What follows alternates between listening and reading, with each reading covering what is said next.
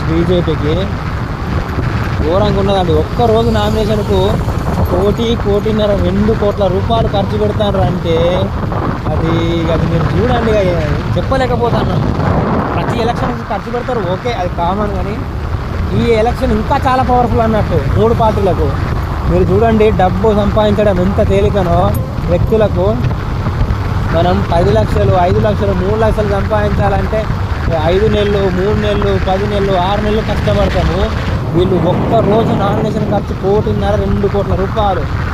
అందులో కూడా ఒక్కొక్క వ్యక్తికి 3,000, 2,500, 6,000, 7,000 ఇట్లా ఉంటుంది. ఒక దండ విలువ 1,50,000 రూపాయలు, 2,00,000 రూపాయలు.